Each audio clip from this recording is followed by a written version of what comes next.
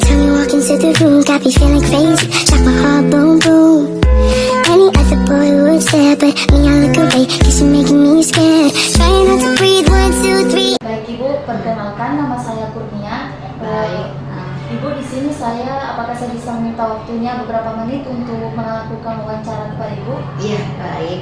Baik Ibu, pertama-tama perkenalkan saya Kurnia, saya dari Universitas Tadulako dari Prodi Bimbingan dan Konseling. Iya. Adapun maksud dan tujuan kedatangan saya yakni ingin mewawancara Ibu seputar mengenai pendidikan sepanjang hayat, yang dimana tugasnya itu mewawancarai seseorang yang berprofesi, entah itu guru, dokter maupun polisi. Dan saya memilih Ibu sebagai seseorang yang ingin saya wawancarai, Bu. Ya, baik, siap. Kemudian saya mohon izin untuk Ibu memperkenalkan namanya beserta jabatannya di sana. Ya, baik. Nama saya Ibu Nuraidi. Saya adalah Kepala Sekolah SMK Negeri 1 Sarjo di Kecamatan Sarjo, Kabupaten Pasangkayu, Sulawesi Barat. Baik Ibu, terima kasih.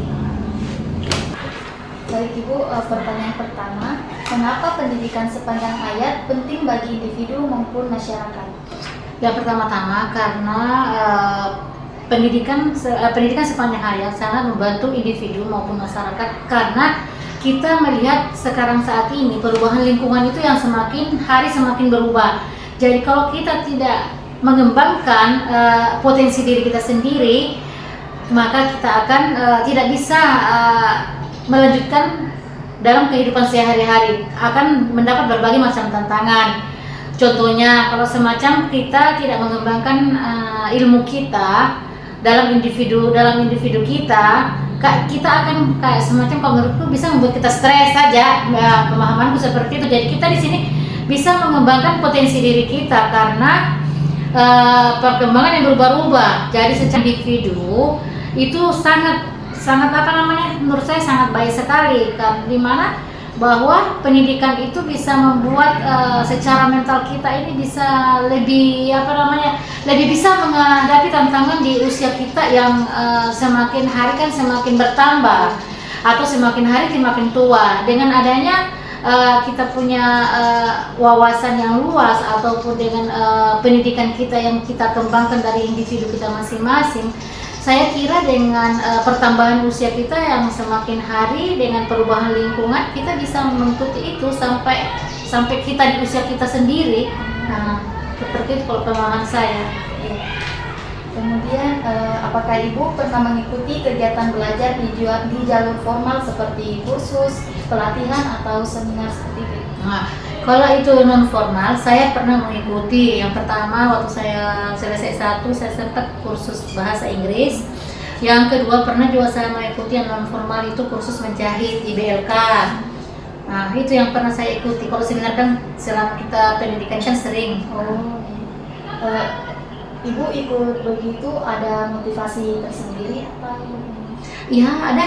Kalau motivasi sendiri ada. Yang saya ikuti kayak kursus pertama dan motivasi saya sendiri, karena kan saya terus terang saya kan selama ini kan jalan terus bertemu dengan berbagai macam orang. Walaupun saya tidak bisa bahasa Inggris dalam sehari-hari, paling tidak saya bisa memahami. Apalagi kita ini kan dalam pendidikan itu kan banyak istilah-istilah bahasa Inggris yang harus kita bisa pelajari dari situ.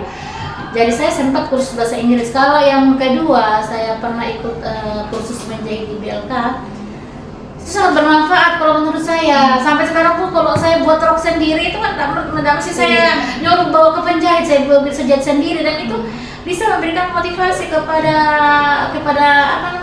yang ada di lingkungan bahwa dengan kita punya keterampilan ataupun kita punya pendidikan yang skill, bahwa kita bisa maksudnya melakukan sesuatu tanpa bantuan orang lain seperti itu. Kemudian Ibu, apakah pendidikan formal dan informal ini memberi manfaat dalam kehidupan Ibu? Sangat bermanfaat. Contohnya itu sekali. Ya, coba yang tadi saya jelaskan. Kalau semuanya, saya kemarin pernah mengikuti kursus bahasa Inggris. Jadi kan saya itu dulu waktu saya masih saya kan besarnya di wilayah NTB, lalu NTB itu kan kebanyakan di sana turis. Berarti tidak saya bisa bertanya sama dia, walaupun saya tidak bisa berkomunikasi secara lancar, paling tidak saya bisa bertanya itu manfaatnya. Dalam juga kehidupan saya sebagai tenaga pendidik, istilah-istilah bahasa Inggris paling tidak saya ada yang saya tahu gitu.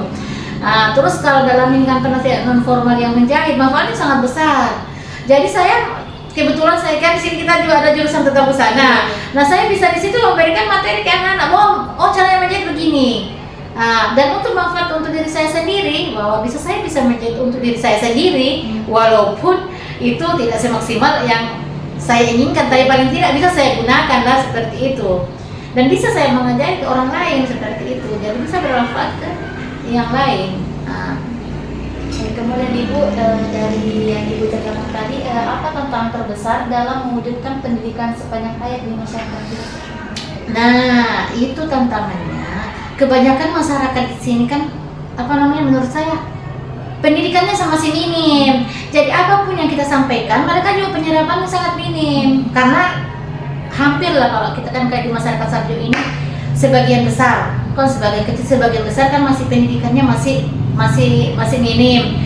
Jadi apapun yang kita sampaikan, mereka iya saja kalau mengaplikasinya kan masih agak susah apa yang kita sampaikan seperti itu. Sedangkan kita saja ini dari apa? Dari SMK saja, bahwa di SMK itu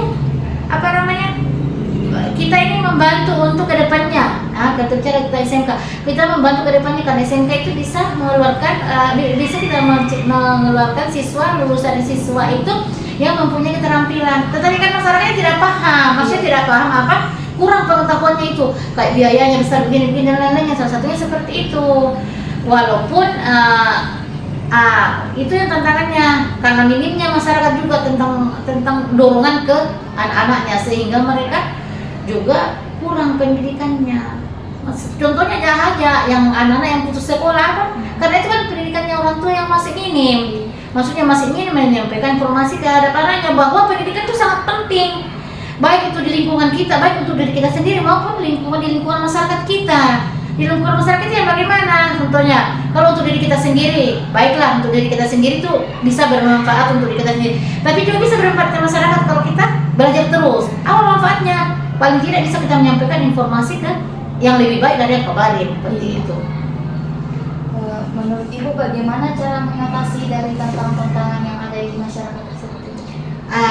Caranya tantangan di masyarakat yang kita hadapi, ya kita tidak berhenti memberikan dorongan, dan itu akan berlanjut terus, dan itu kan juga akan digantikan nanti ke anak-anak, dan semakin hari itu kan yang berpendidikan juga akan semakin banyak. Jadi tantangannya jangan kita berhenti, maksud saya jangan kita berhenti memberikan informasi itu ke masyarakat. Kalau untuk masyarakat kan seperti itu tantangannya itu. Untuk menghadapi tantangan itu jangan berhenti, jangan capek memberikan informasi kan tentang dunia pendidikan, tentang manfaatnya untuk diri kita sendiri, tentang manfaatnya untuk lingkungan kita maupun masyarakat luas. Kan banyak tantangannya. Bisa kan kita berikan contoh-contoh. Seumpamanya kamu lulus SMK, kamu kalau tidak kamu bisa jadi RT lah atau jadi apa kan? Bisa bermanfaat untuk orang lain, bisa membantu menghubungkan antara apa yang kita butuhkan kan bisa. Kalau RT bisa menghubungkan ke tempat yang lain seperti itu. Dan dari Ibu pribadi, apa harapan Ibu terkait perkembangan pendidikan sepanjang hayat di Indonesia ini? Harapan saya, janganlah kita berhenti belajar. Apapun itu yang bisa bermanfaat untuk diri kita sendiri dan untuk masyarakat dan lingkungan kita. Jangan pernah berhenti belajar. Apalagi kita kan harus belajar terus, kita kan hidup terus. Dan perubahan itu setiap saat berubah. Apalagi tentang sekarang sudah menggunakan yang canggih-canggih, sekarang harus berubah, harus mengikuti itu. Jangan mandek kan seperti itu. Jangan berhenti. Karena kenapa? Karena kita akan tertinggal. Tertinggal ke belakang. Apa yang kamu bisa kan tidak ada. Kayak contohnya saya, kita mau butuh apa semua ada di HP, tinggal diketik apa kita butuhkan. Jangan kita tinggal di situ. Kemudian Ibu, apa pesan Ibu bagi saya sebagai mahasiswa agar saya semangat dalam menjalankan pendidikan sepanjang hayat ini? Itu yang semangat kamu tuh, pokoknya apa aja kamu pelajari, informasi apa saja kamu harus tahu itu, jangan tertinggal. Kalau saya dulu itu kan waktu saya zaman dulu itu saya suka sekali saya mencari informasi. Jadi orang tanyakan sama saya itu ada yang saya tahu, banyak yang saya tahu. Karena kenapa? Karena saya suka membaca. Literasi itu paling bagus. Karena apa yang mereka butuhkan kita tahu. Walaupun tidak seluruhnya, paling tidak sebagian besar. Saya tuh dulu sekarang suka sekali tuh saya baca tentang sejarah. Paling suka sekali itu kalau saya masuk di lab itu sejarah apa semua, dari olahraga semuanya. Jadi orang tanya saya zaman dulu itu olahraga tentang apa, biarpun artisku baca semua. Jadi saya tahu. Jadi saya tuh kalau ada orang bercerita, oh langsung saya tanggap, oh ini. Karena kenapa? Karena kita namanya tidak boleh berhenti, namanya belajar. Belajar itu dengan cara literasi yang paling bagus. Nah, karena kalau kurang literasi sudah kita, pasti sudah kurang informasi. Kalau tidak mungkin kita mau dengar terus berita di depan televisi, kan tidak seperti itu. Nah, Baik Ibu, sesi wawancaranya telah berakhir. Jadi Ibu, saya minta mohon apabila ada kesalahan kata dan ucapan tidak berkenan dari saya Ibu. Dan saya juga mengucapkan terima kasih atas waktu yang telah diberikan Ibu. baik. Ya, baik Ibu, terima kasih. Baik, saya. Baik, bismillahirrahmanirrahim. Assalamualaikum warahmatullahi wabarakatuh. Perkenalkan, nama saya Kurnia. Saya berasal dari Universitas Tadulako dari Prodi Bimbingan dan Konseling. Jadi di sini saya akan menyimpulkan hasil wawancara yang saya lakukan dengan seorang ibu yang berprofesi sebagai seorang guru, yang lebih tepatnya adalah kepala sekolah di SMK Negeri 1 Sarjo.